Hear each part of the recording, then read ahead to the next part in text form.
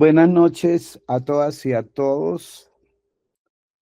Muchas gracias por estar aquí presentes en un día de mucha festividad en el país y, sin embargo, cumplimos con nuestro compromiso de dictar una conferencia más en mi semillero Sistema Interamericano de Derechos Humanos. No, doctor, buenas noches. Es que no, era simplemente una sugerencia muy respetuosa si podíamos hacer un espacio para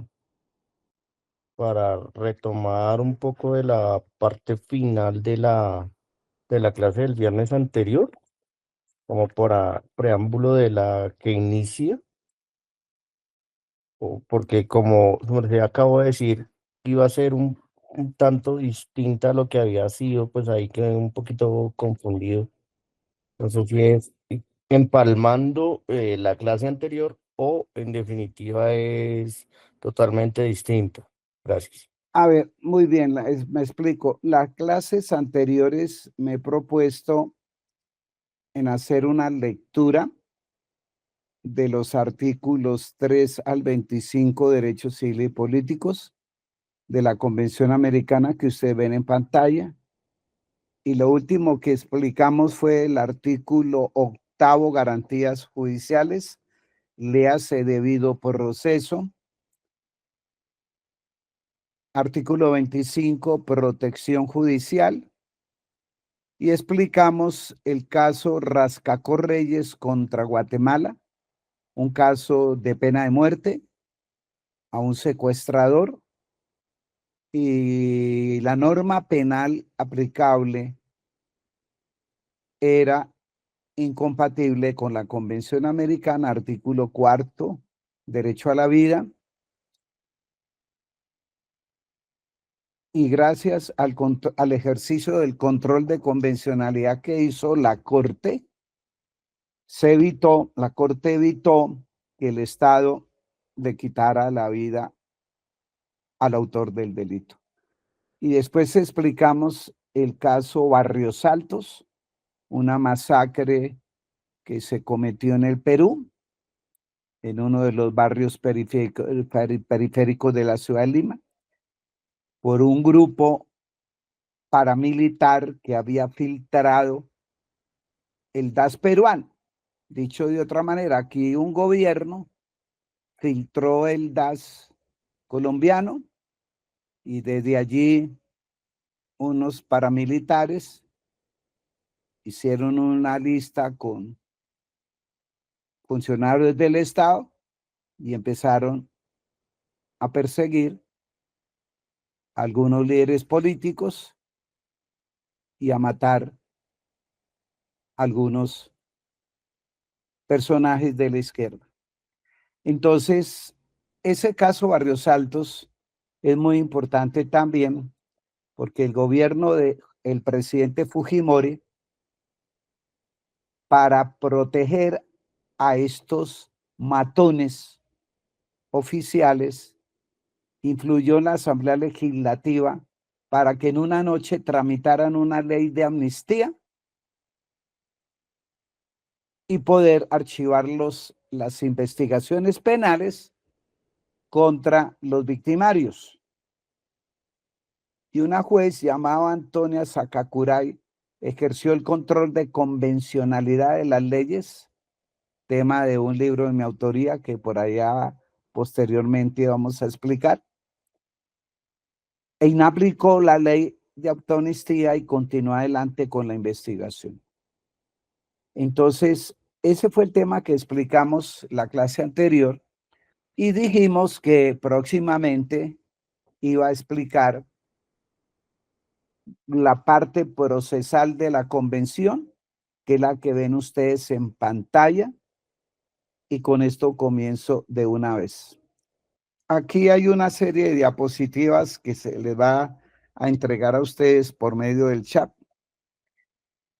donde está el tema que se va a desarrollar y vamos a verlo en una segunda diapositiva. Entonces hago un repaso, Ángel.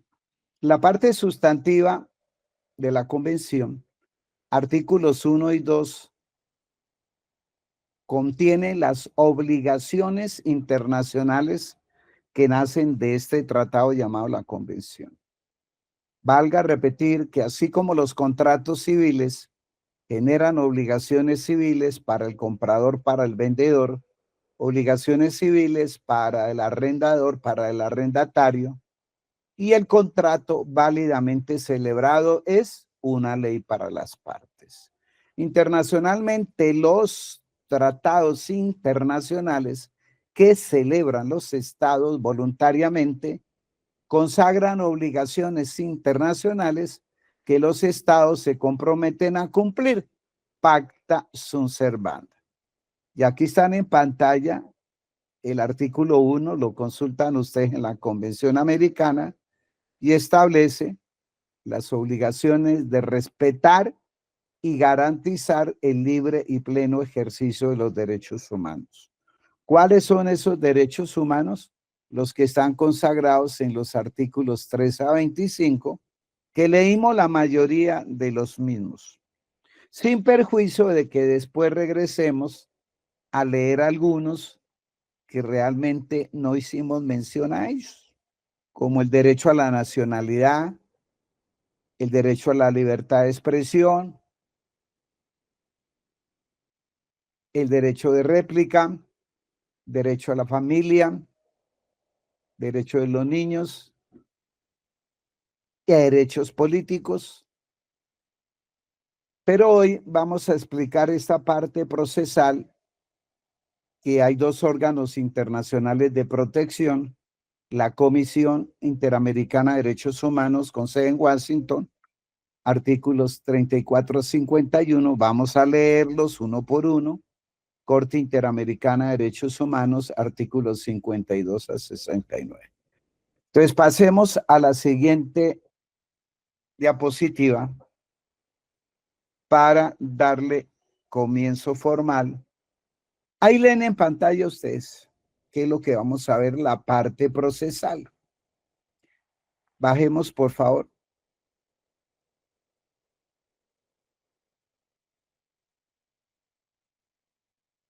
Aquí. Jurisdicción internacional. La jurisdicción internacional, hablo en términos generales, no aplicable al sistema interamericano. Hay varias jurisdicciones internacionales. Por ejemplo, el Estatuto Penal de Roma, que es un tratado internacional, estableció una jurisdicción internacional de alcance universal que encarna la Corte Penal Internacional, la CPI. No vamos a hablar de derecho penal internacional. Y por otro lado, tenemos una jurisdicción internacional que encarna la Corte Suprema de Justicia de La Haya, que resuelve casos entre estados. Aquí en el sistema interamericano, la Corte Interamericana resuelve casos entre la víctima o las víctimas de violaciones a sus derechos humanos y o sus familiares versus el Estado. Entonces, en esa Corte Internacional de Justicia de La Haya se han ventilado muchos casos uno contra otro. Ejemplo, Nicaragua presentó una demanda contra el Estado colombiano alegando su derecho soberano, entre comillas, aparte del mar territorial, plataforma continental, disputándoselo con Colombia. Es decir, como dicen vulgarmente, tratar de echarle mano aparte del archipiélago de San Andrés y Providencia. Ustedes recuerdan el mapa, que es que nuestras islas están muy cerca de Nicaragua. Bueno, ese caso lo resolvió la Corte, demanda de Nicaragua contra el Estado colombiano. No es esa jurisdicción internacional. Si hablamos de jurisdicción internacional y le agregamos interamericana, pues tenemos dos órganos, la Comisión y la Corte. Y vamos a ver, punto 2, jurisdicción y competencia. Vamos a ver las competencias que tiene la Comisión Interamericana, competencia, ratión y materia, competencia, ratión y loci, competencia, ratión y tempores, parecido al procesal civil. ¿Recuerdan el Código de Procedimiento Civil de 1970? Los primeros artículos establecían las competencias de los juzgados civiles municipales por razones de materia, por razón de cuantía, y lo mismo la competencia de los juzgados civiles del circuito. O sea, son las materias que conocían los jueces civiles. Aquí las materias de que conoce la Comisión Interamericana es lo que se llama competencia, ratión y materia. ¿Cuál es? La materia, derechos humanos exclusivamente y punto. La Corte Interamericana no se ocupa de analizar casos si fueron crímenes de guerra o crímenes de lesa humanidad, porque eso le corresponde a la jurisdicción penal que encarna la CPI. Aquí vamos a ver la Comisión Interamericana de Derechos Humanos, integración y organización, competencia y procedimientos, para lo cual les pido a los estimados asistentes ubicarse en la Convención Americana. Entonces, la primera parte de la convención son las obligaciones internacionales y los derechos. La parte 2 son los medios de la protección, órganos competentes. Artículo 33. Son competentes para conocer de los asuntos relacionados con el cumplimiento de los compromisos contraídos por los Estados partes en esta convención. A. La Comisión Interamericana de Derechos Humanos, llamada en adelante la Comisión, y B. La Corte Interamericana de Derechos Humanos, llamada en adelante la Corte. Correcto, vaya subiendo. Artículo 34. Sección 1, organización, artículo 34. La Comisión Interamericana de Derechos Humanos se compondrá de 7 miembros, que deberán ser personas de alta autoridad moral y reconocida versación en materia de derechos humanos. Hasta ahí. Son 7 los comisionados. No se requiere ser abogado titulado. Deben ser personas de alta autoridad moral y reconocida versación en derechos humanos. Si usted, digámoslo de esa manera, en la comisión han sido miembros sociólogos, politólogos, y no son abogados. Pero en la Corte Interamericana, para ser juez se requiere ser abogado. Y aquí el tema de la autoridad moral es algo muy importante. En la historia de la comisión se han presentado algunos candidatos con una buena hoja de vida y sale la esposa o la compañera a decir, él me agrede, es un hombre violento. Le toca retirar su postulación porque no tiene presentación la violencia intrafamiliar. O a la inversa, que hay mujeres violentas y esa violencia la ejercen sobre su marido. Bueno, ese caso no se ha presentado, pero pongo esto a manera de ejemplo. Artículo 35. La Comisión representa a todos los miembros que integran la Organización de los Estados Americanos. Bueno, entonces, la OEA es la que elige a los 7 comisionados. Pero si a mí me eligieran como comisionado, yo no puedo decir que represento a Colombia, ni más faltaba. Si toca condenar al Estado colombiano, hay que condenarlo. Aunque el nacional de un Estado no puede intervenir en casos en la comisión cuando su Estado sea el demandado. Está impedido. 36. Artículo 36. Primero, los miembros de la comisión serán elegidos a título personal por la Asamblea General de la organización de una lista de candidatos propuestos por los gobiernos de los Estados miembros. Hasta ahí, estrellita. ¿Quién postula candidatos? Los gobiernos. O sea, el presidente de la República firma una carta dirigida a la Organización de Estados Americanos o en Washington y dice, propongo como candidato a ser comisionado al doctor José Freddy Restrepo, a la doctora Estrellita Soto. Listo. Ahí está postulado. Ahora viene la dinámica electoral, que los Estados miembros, los 35, voten por usted o no voten por usted. Numeral 2. Segundo, dichos gobiernos puede proponer hasta 3 candidatos nacionales del Estado que los proponga o de cualquier otro Estado miembro de la Organización de los Estados Americanos.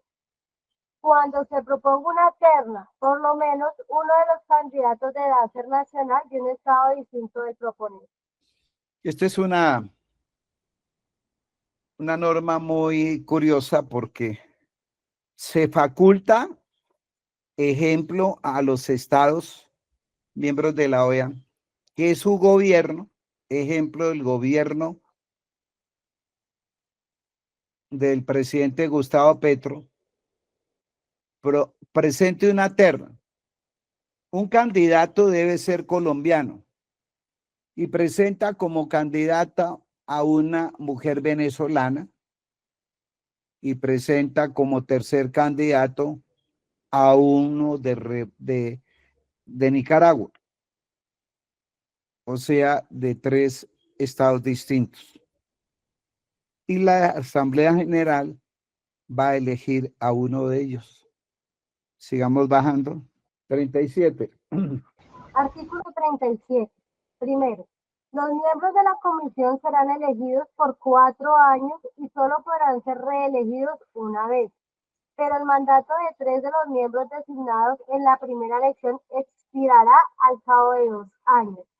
Inmediatamente después de dicha elección, se determinará por sorteo en la Asamblea General los nombres de esos 3 miembros. Segundo, no puede formar parte de la comisión más de un nacional de un mismo estado. Bueno, está ahí. ¿Qué quiere decir? Que la primera vez que la Asamblea General integró la comisión, se aplicó esta norma. Ya no se vuelve a aplicar porque se refiere a la primera elección. Por aquí levantó la mano Ángel, bien puede. Gracias, doctor. Me surge una duda, es la siguiente. Cuando, por ejemplo, o se ha dado el caso o se puede dar que uno de los postulados por el señor presidente tenga doble nacionalidad, tiene que quedar claro que él va a estar en representación del país o es irrelevante frente a su doble nacionalidad. Buena pregunta, porque es decir, es posible que el candidato latinoamericano que tiene doble nacionalidad esté residenciado en Alemania o en Italia y a un gobierno en América Latina lo dé por incluirlo en una terna y tiene doble nacionalidad, la colombiana y la alemana. Entonces ahí no tiene nada que ver la nacionalidad alemana ni la italiana. Problema tendría si el candidato es colombiano y tiene nacionalidad mexicana o norteamericana. Entonces, en ese orden de ideas, no se ha presentado un caso en que un candidato tenga doble nacionalidad. Por eso, porque es decir, lo pueden cuestionar en la Asamblea General y el Estado perdería la oportunidad de tener un comisionado. Esa es la explicación. 38, Ángel, Estrellita. 38.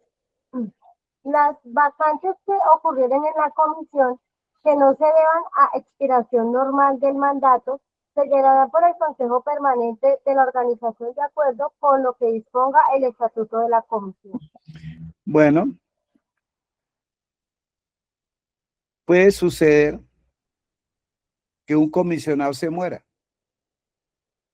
Como no tienen suplente, ¿quién llena la vacante? El Consejo Permanente de la organización de la OEA. El Consejo Permanente es un órgano compuesto por un número de estados cuyos miembros son elegidos por la Asamblea General de la OEA. El órgano máximo de la OEA es la Asamblea General, los 35 embajadores ante la OEA. A su vez, ellos eligen un número determinado de miembros del Consejo Permanente. Ellos son los que van a llenar la vacante y hay que leer lo que diga el estatuto de la Comisión Interamericana. Artículo 39. Artículo 39. La comisión preparará su estatuto, lo someterá a la aprobación de la Asamblea General y dictará su propio reglamento. Bueno, entonces, ¿qué es el estatuto? A ver, ¿cuál es la normatividad que deben seguir al pie de la letra la Comisión y la Corte? Se llama Convención Americana sobre Derechos Humanos, porque vimos en la primera diapositiva que en la Convención están establecidos esos dos órganos de protección. Entonces, aquí devolvamos que estamos en el 39. La Convención establece competencias de la Comisión y de la Corte. Establece breves procedimientos de la Comisión y de la Corte. Ahora, la Comisión prepara un estatuto que rige la organización, rige la estructura y la organización de la Comisión y debe aprobarlo la Asamblea General. ¿Qué es el reglamento que lo expide y la propia Comisión? Es el código, haga de cuenta, es el código de procedimiento internacional de derechos humanos y actualmente es el reglamento de la Comisión aprobado y en vigor agosto del 2013. Si ustedes se entran a internet y ponen reglamento de la Comisión, es posible que les salga reglamentos del 2005, año 2000, pero el que está vigente es del 2013. Entonces, ese Código de Procedimiento Internacional establece los requisitos para presentar una petición a la Comisión, tema que vamos a leer aquí más adelante. Los requisitos que deben reunirse para que ustedes puedan solicitar medidas cautelares a la Comisión, que son casos excepcionales. ¿Alguna pregunta? Resumimos, la Convención Americana es como la Constitución aplicable por la Comisión y la Corte. Y ahí está todo. Pero el estatuto regula la estructura la organización y parte del funcionamiento de la comisión. Lo aprueba la Asamblea. El reglamento, que es el código de procedimiento para litigar, lo prepara y lo aprueba la misma comisión. 40. Artículo 40. Los servicios de secretaría de la comisión deben ser desempeñados por la unidad funcional especializada que forma parte de la Secretaría General de la organización y deben disponer de los recursos necesarios para cumplir las tareas que les sean encomendadas por la comisión. La comisión está integrada por 7 miembros que se reúnen en 2 periodos de sesiones al año, cada uno de 3 semanas. Haga de cuenta, funcionan como los consejos municipales, pero por menos tiempo.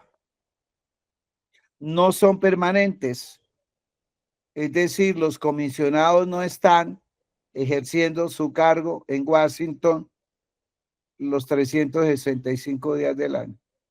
Se reúnen por periodos. Entonces, ¿quién hace el gran trabajo de recibir las peticiones, las medidas cautelares contra los estados, estudiar y mirar su admisibilidad o su inadmisibilidad? Eso lo hace la Secretaría Ejecutiva, cuyo secretario es elegido por los 7 comisionados. Y a su servicio tiene una cantidad de especialistas de distinta nacionalidad. Hay unos que son expertos en derechos de los niños. Ya ahora surgió una cosa nueva, que es la protección de los adultos mayores, o sea, quienes tenemos más de 60 años. Hay unos expertos en la comisión que son los que comienzan a sustanciar esos casos. Y el LGTBI, por supuesto.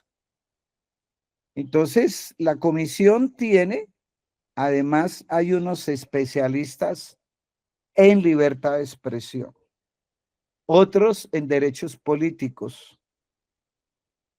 Y el tema más importante para hablar de derechos son las garantías judiciales, el debido proceso. Con decirles que en Washington hay una ONG especializada en debido proceso. Si uno quiere consultar un caso concreto,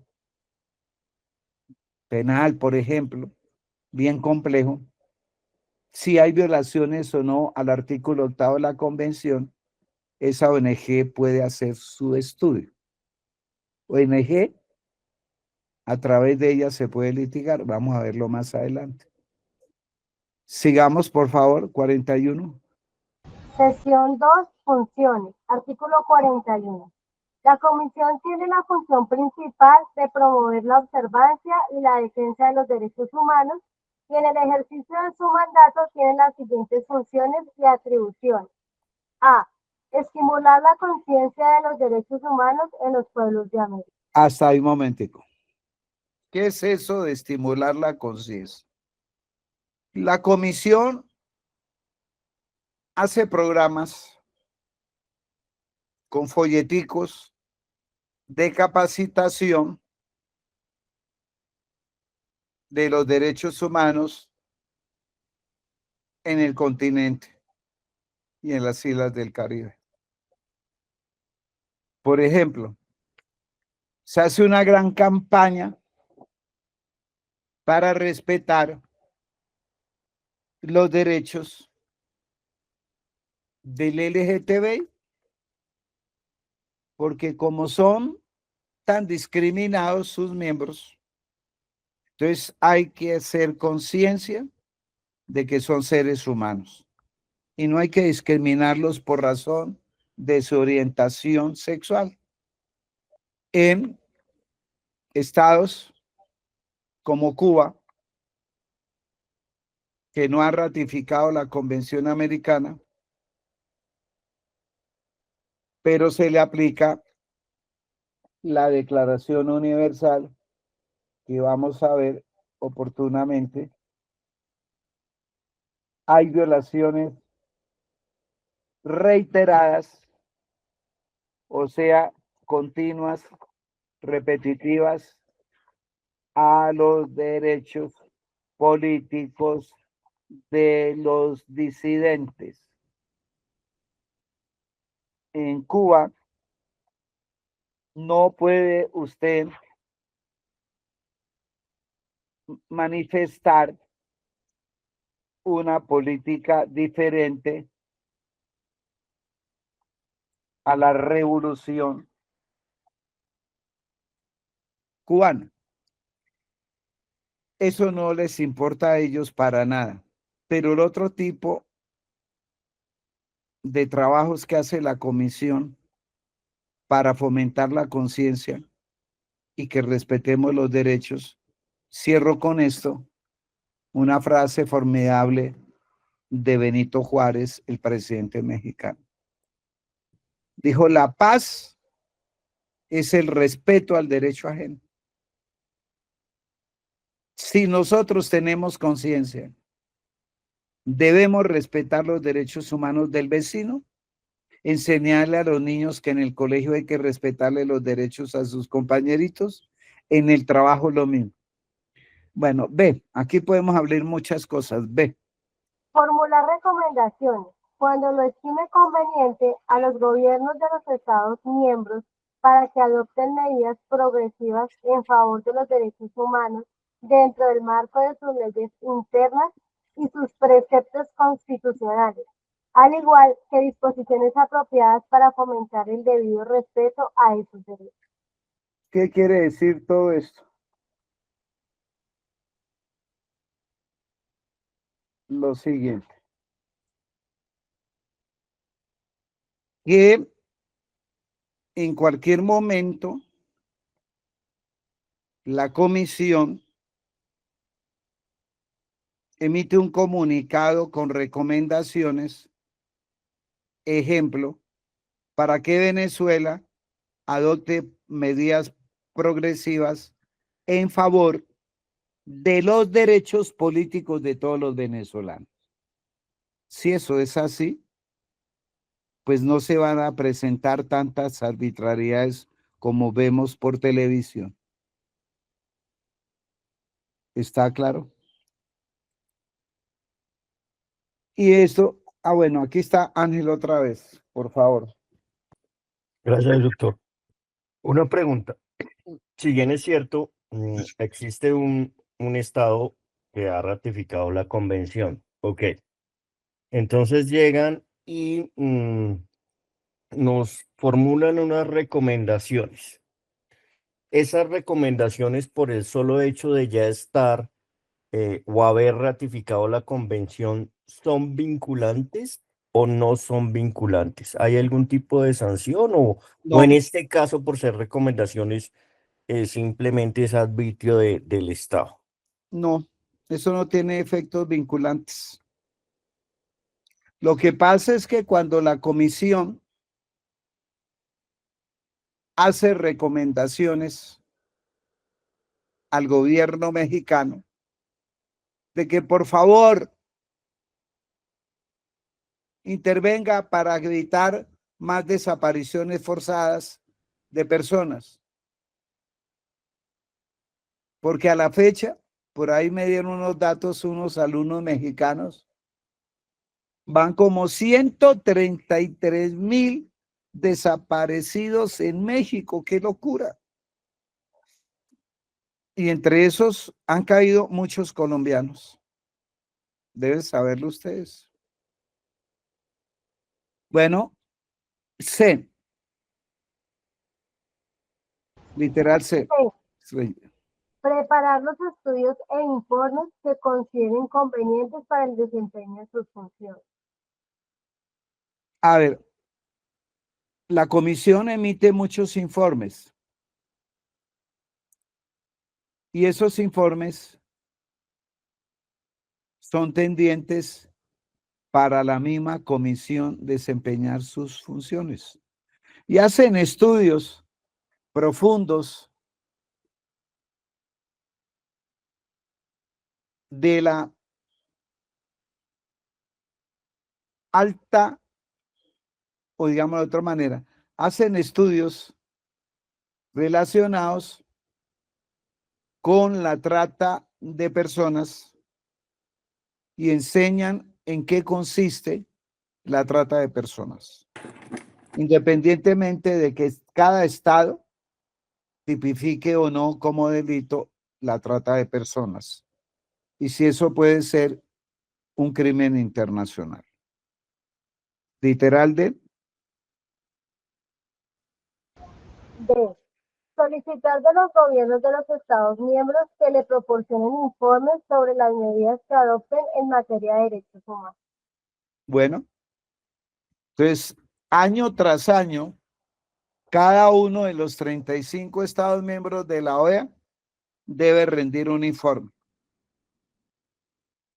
Gobierno Petro, ¿cómo va la situación del conflicto armado interno en Colombia?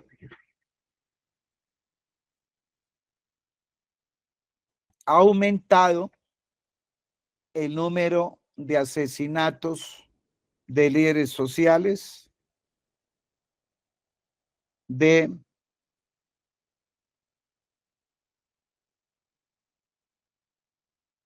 indígenas,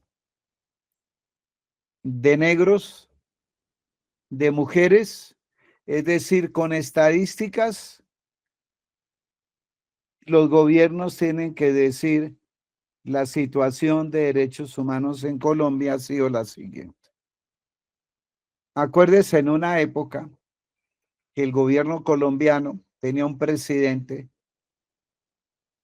en cuyo gobierno comenzaron a matar muchos sindicalistas. Entonces, la comisión focalizó su trabajo en ese tipo de crímenes que estaba cometiendo la delincuencia común o el mismo Estado a través de sus agentes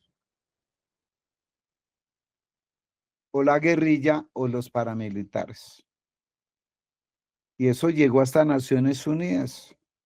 El Estado tuvo que ponerse al tanto para evitar que se siguieran cometiendo asesinatos de líderes sindicales. Y hay una anécdota muy curiosa. En uno de esos informes salió por los medios, no estamos hablando de las redes sociales, no había, fue mucho atrás. Sale el vicepresidente del gobierno de Álvaro Uribe Vélez, diciéndole, hemos rendido un informe a la OEA de que estamos mejorando en la situación del respeto a los derechos humanos de los sindicalistas. El año pasado se asesinaron, ejemplo, no me acuerdo las cifras, 752 líderes. En lo que va corrido del año, se han matado 215. Hemos mejorado, hemos mejorado. Hágame el favor. Literal en E. Atender las consultas que por medio de la Secretaría General de la Organización de los Estados Americanos le formulen los Estados miembros en cuestiones relacionadas con los derechos humanos y dentro de sus posibilidades les prestará el asesoramiento que esto les solicite. Mire, ahorita un tema muy debatido, ustedes lo saben. Y ustedes dirán si están de acuerdo o no con un proyecto de ley de paz total. Ahí caben los grupos guerrilleros, ahí cabe el cartel del Golfo, ahí cabe grupos de traquetos o de mafiosos para buscar la paz total y se le va a conceder beneficios a cambio. Entonces, la comisión puede atender ese tipo de consultas que le haga el Estado. Y yo pensaría que antes de hacer público el proyecto de ley de la paz total, consulte con la comisión a ver qué dice. Y seguramente le va a decir que de esa forma, ese proyecto, si llega a ser aprobado como ley, podría ser inconvencional. Entonces no lo haga. Acuérdese cuando se creó la primera justicia transicional que fue hecha en el gobierno de Uribe para los paramilitares y el Congreso aprobó una ley de justicia y paz y le asignó competencia a unos jueces, crearon unos tribunales de justicia y paz, por ahí pasó Mancuso. En esa discusión que hubo en el Congreso tan grande,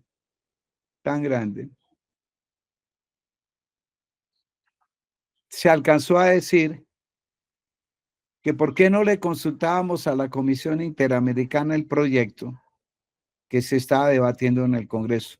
Eso fue una cuestión complicada en el Congreso. Bueno, literal F, por favor.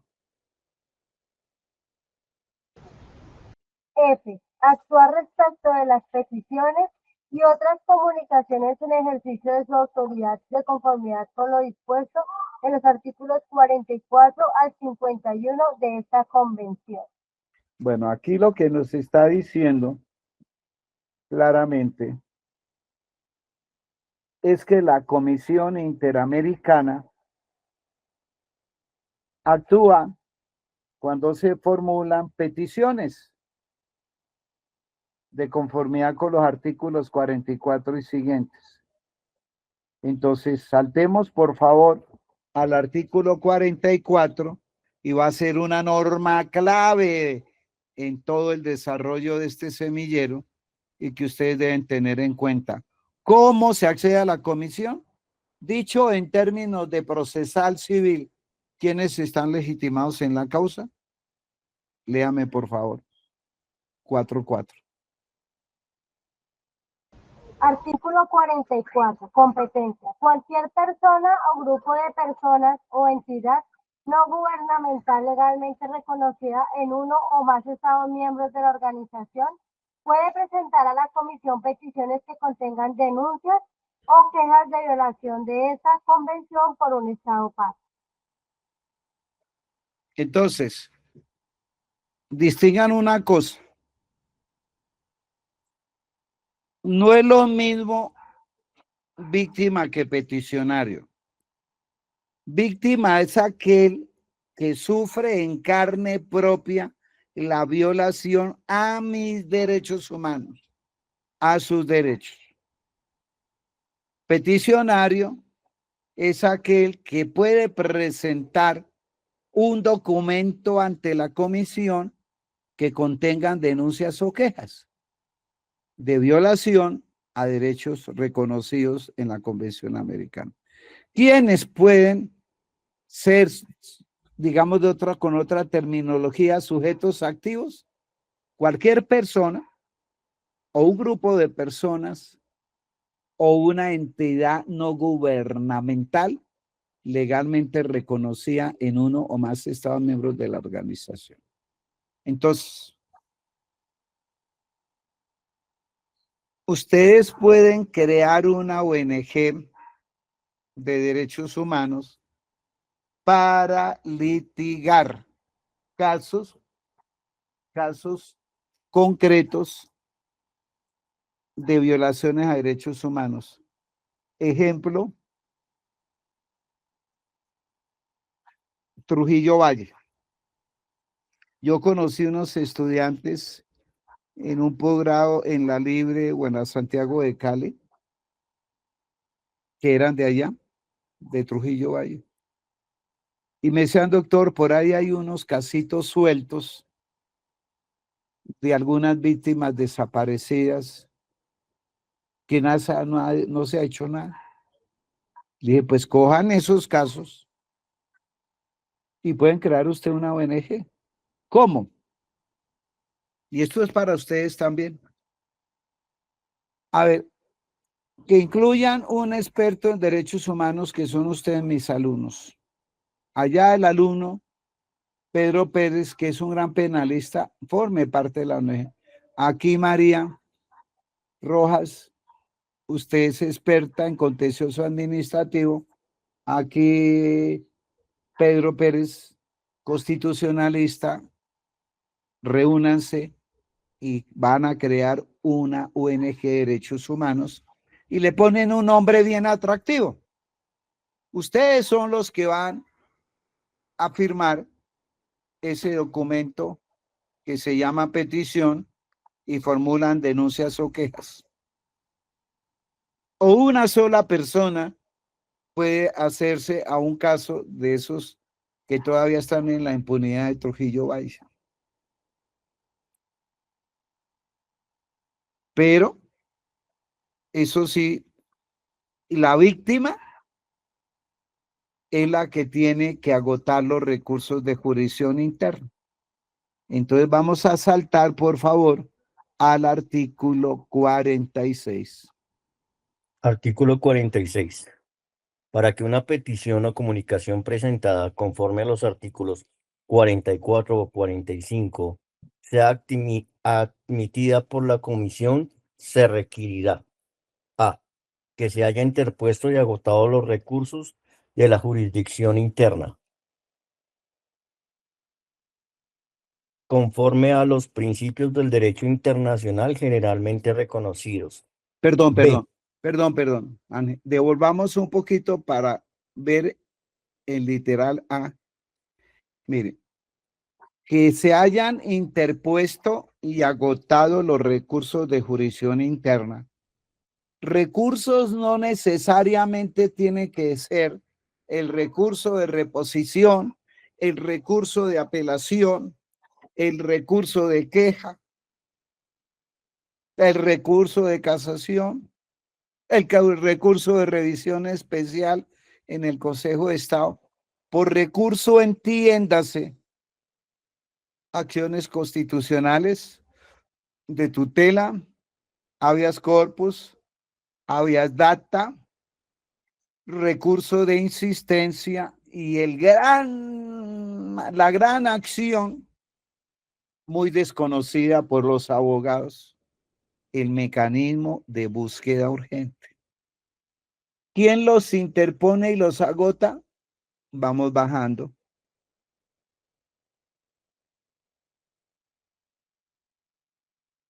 A ver, espere que se devuelva hace un momentico. Que se hayan interpuesto y agotado los recursos de jurisdicción interna conforme a los principios del derecho internacional generalmente reconocido. Entonces aquí viene la pregunta: ¿quién es el que debe agotar la jurisdicción interna? Literal B. Ahora sí, léame. B. Que sea presentada dentro del plazo de 6 meses a partir de la fecha en que el presunto lesionado en sus derechos haya sido notificado de la decisión definitiva. Bueno, aquí esto es lo más importante del litigio. Si usted hace bien esta tarea y demuestra al menos una violación, usted se puede ganar el caso en la comisión. A ver. Están ingresando aquí nuevos colegas, entonces retomo un momentico para efecto de que tengan una idea completa de lo que estamos hablando. Estamos hablando de cómo se accede a la Comisión Interamericana.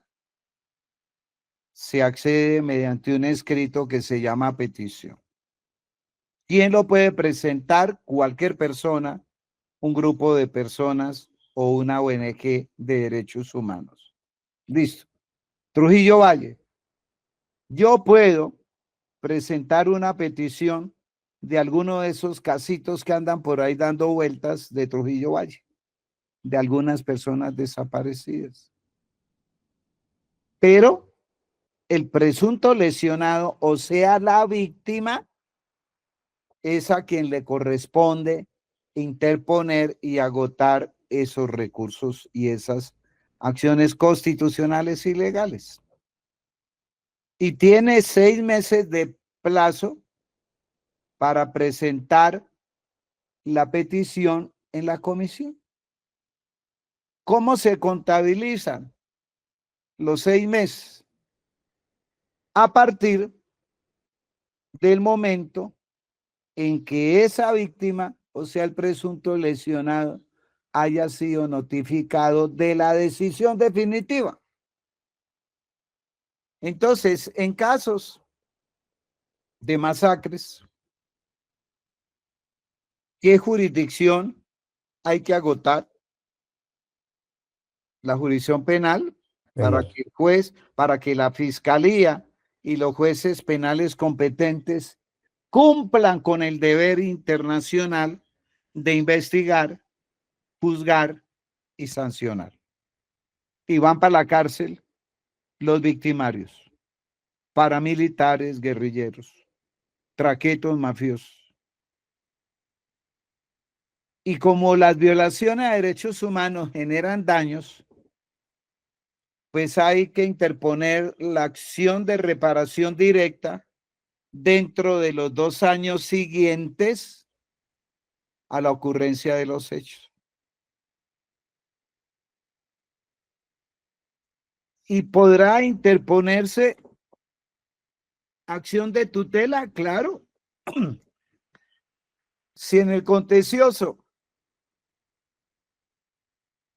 usted prueba los hechos, prueba los daños, prueba el nexo causal, hay que esperar del juez administrativo de Cali que condene, por ejemplo, a la Nación, Ministerio de Defensa, Policía Nacional, Departamento Administrativo de Seguridad en su momento,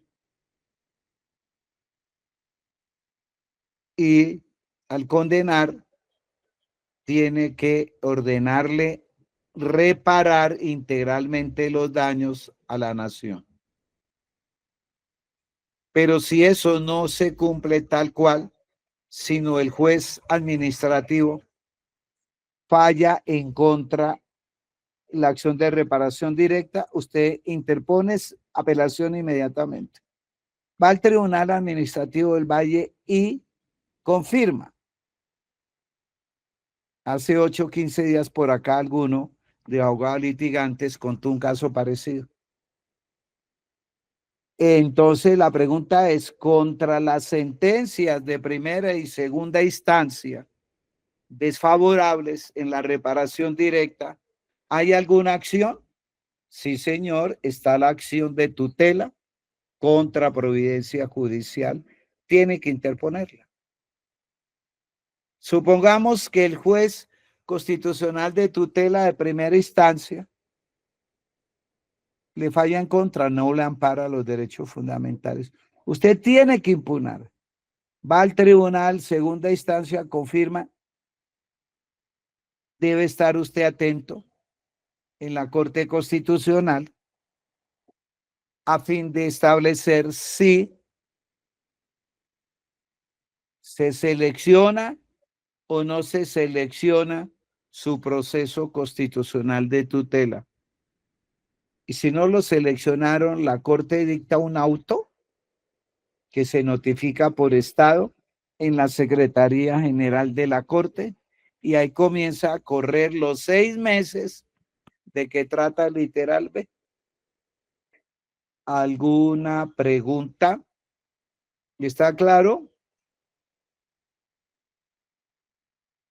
Literal C. Estrellita, mi lectora. C. Que la materia de la petición o comunicación no esté pendiente de otro procedimiento de arreglo internacional. Hasta ahí nomás, por favor. El ejemplo es este. Usted tiene el gran caso.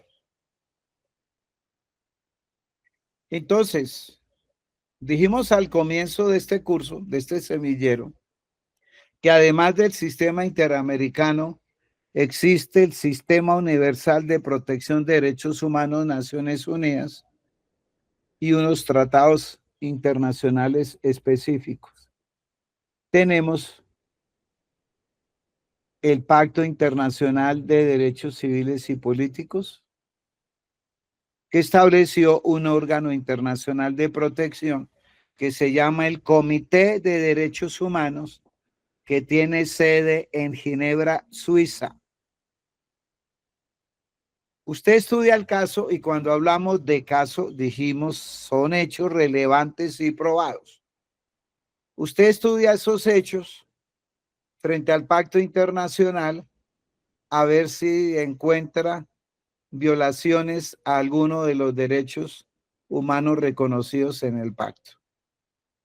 Y si las encuentra, pues usted puede, con las mismas reglas procesales, interponer una denuncia penal, así se llama, ante el comité y la envía electrónicamente con las piezas procesales respectivas. Y si le fallan en contra, usted se viene a presentar el mismo caso en la Comisión Interamericana.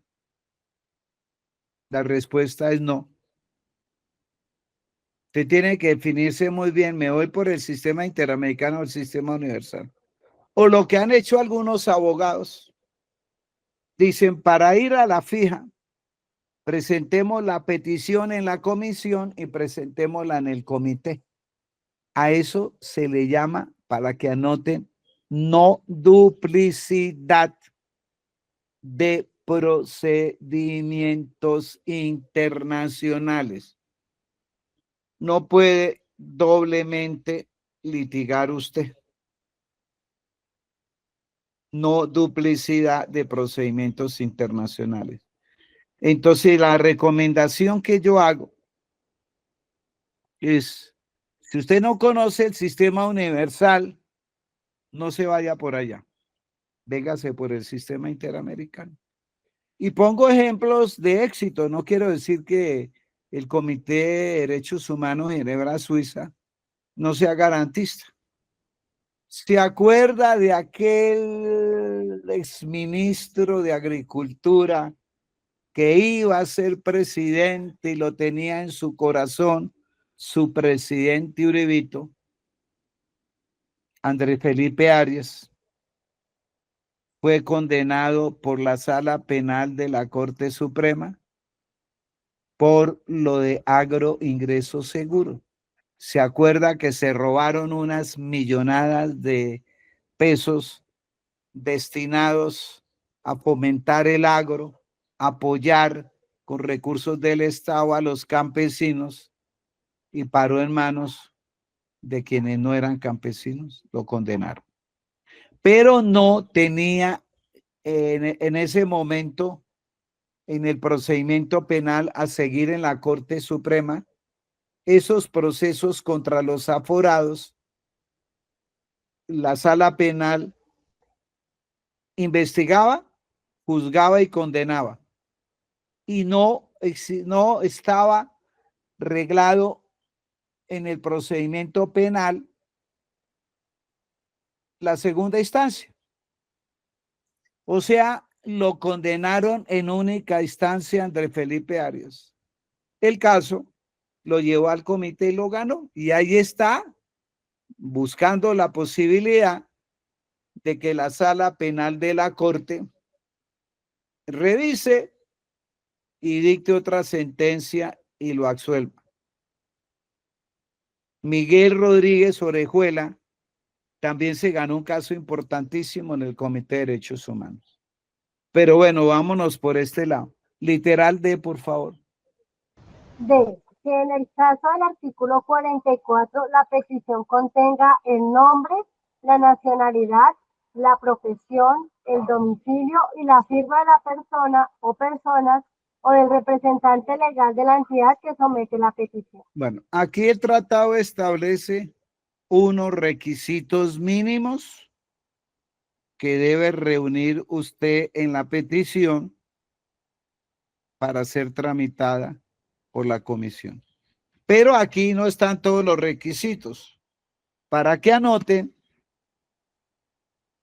los requisitos completos de una petición, están contenidos en el artículo 28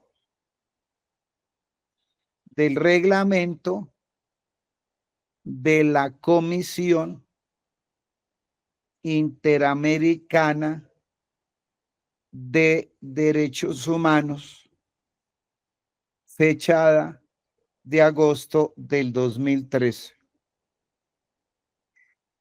Entonces, aquí están los presupuestos procesales para acceder a la comisión con un caso. ¿Alguna pregunta?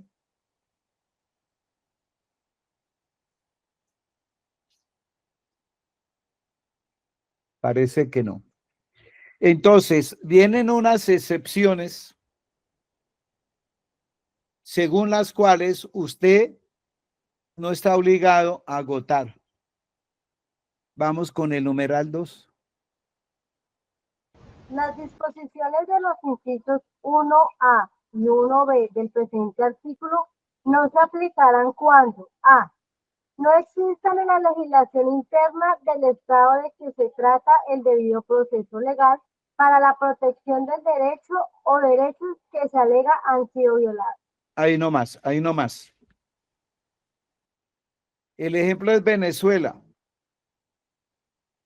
En Venezuela, los que no son chavistas y son víctimas de violaciones a sus derechos humanos reconocidos en esta convención, denuncian ante la fiscalía de que han sido víctimas de delitos.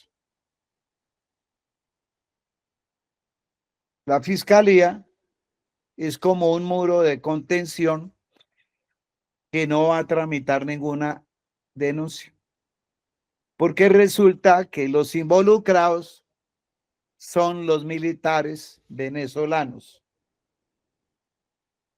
Entonces hay que proteger la impunidad. Y si va a presentar una demanda en el contencioso, hasta no se la reciben. Y si le reciben el nivel de demanda, lo ponen por ahí encima de una silla o lo botan a la caneca. Es decir, no hay un debido proceso. Literal B. B. No se haya permitido al presunto lesionado en sus derechos el acceso a los recursos de la jurisdicción interna o haya sido impedido de agotar. Bueno, acuérdense, Córdoba. ¿Por qué es tan conocido el departamento de Córdoba? Hablando de violaciones a derechos humanos.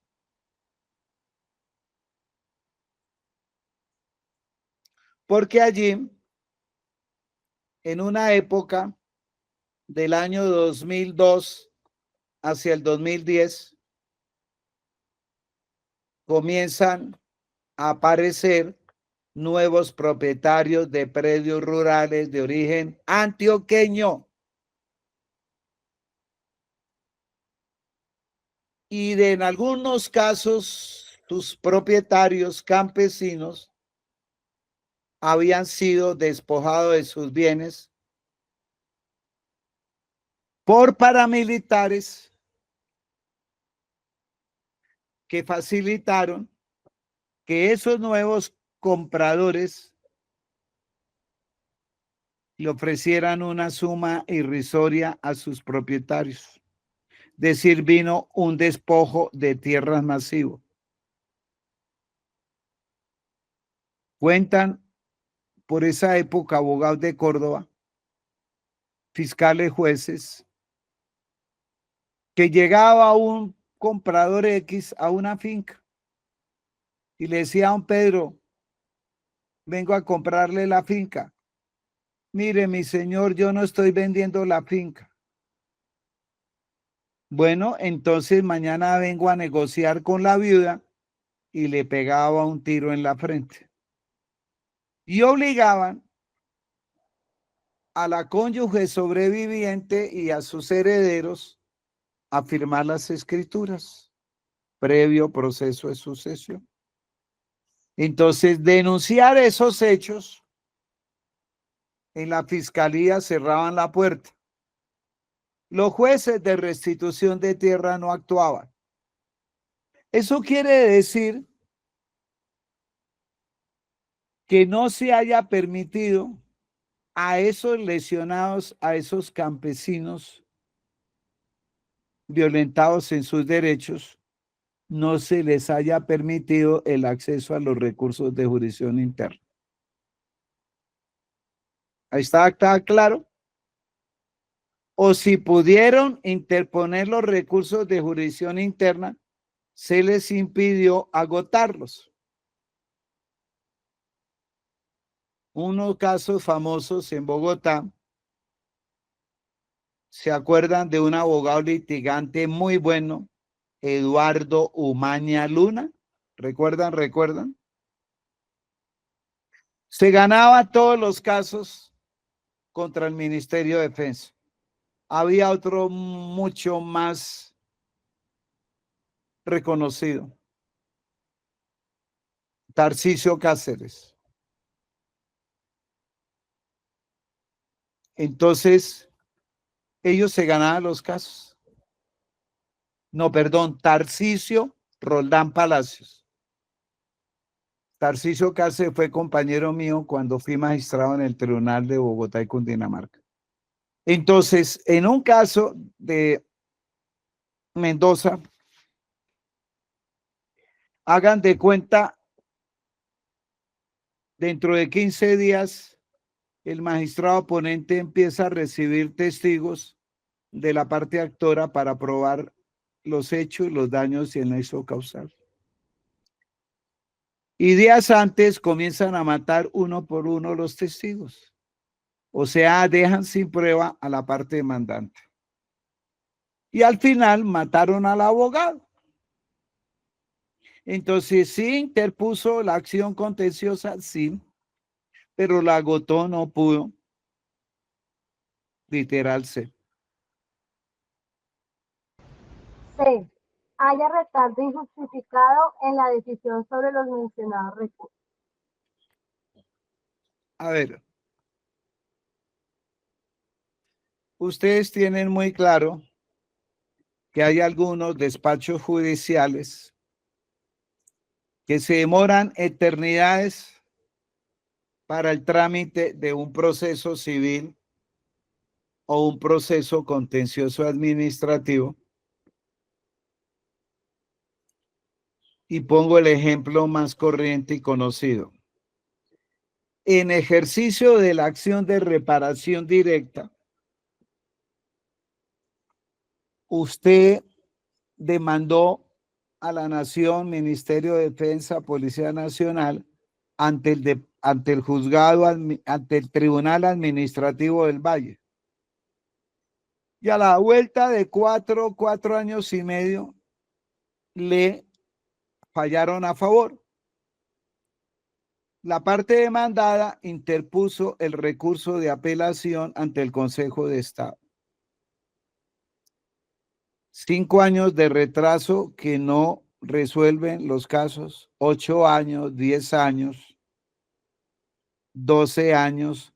¿Ustedes creen que ese retardo es justificado? La respuesta es no. Entonces, usted va a aprobar ese retardo ante la comisión y se va directamente a la comisión con una petición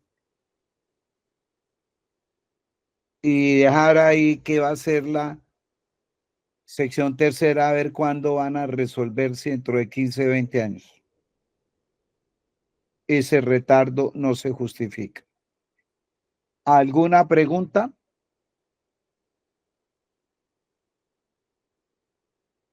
¿Alguna pregunta? Entonces, repetimos que ya vamos a terminar. Por aquí aparece Alexander. Vamos a terminar. Ay, Alexander levantó la mano. A ver, Alexander. Maestro, en el tema de la notificación, esa notificación al demandante se hace por medio o el procedimiento es el mismo o un procedimiento tiene la comisión interamericana o cómo es el método de la notificación. Pero a ver, notificar cuál providencia. El literal anterior que se estaba leyendo sobre la Devolvamos, notificación. devolvamos. Estrellita, devuelva y ubíquese en el 46. Más atrás. Ahí se pasó. Un poquito más. Poquito más. Ahí, usted dice literal B. Léalo, Alexander, léalo usted. No, qué pena, maestro, que no tengo a la mano computador y lo estoy leyendo desde la pantalla que ustedes están compartiendo. Entonces, a ver quién hace el favor de leer literal B, estrellita. Sea presentada dentro del plazo de 6 meses a partir de la fecha en que el presunto lesionado en sus derechos haya sido notificado de la decisión definitiva. A ver si le entiendo, Alexander. ¿Cuál es la última decisión definitiva? Pues puede ser en lo contencioso, puede ser en lo penal, pero generalmente es en lo constitucional. Y le voy a dar una razón. Si usted, como apoderado de las víctimas, obtiene en lo penal que a los victimarios los condenaron a penas de presidio de 40, 45, 50 años, ¿hubo justicia penal, sí o no? Sí. Ahora, en lo contencioso administrativo, con sentencia de segunda instancia, usted obtuvo una indemnización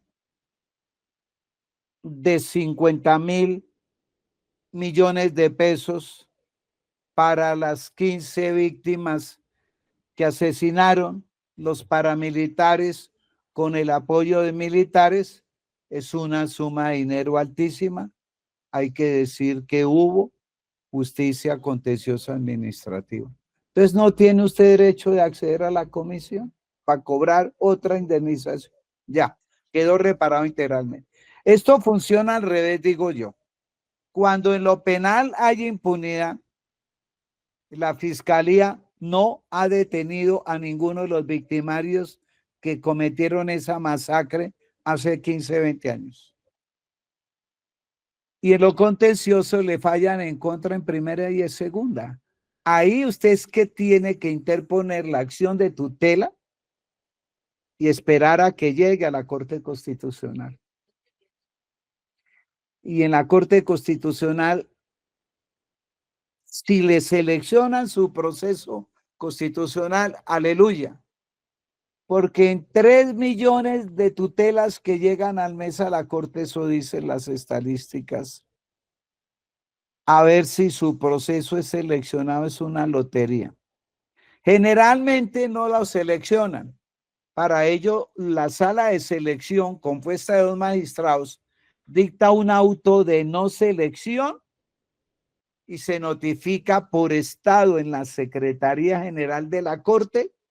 A partir de la fijación del estado, cuente los 6 meses y usted se va para la comisión con una petición. ¿Alguna pregunta?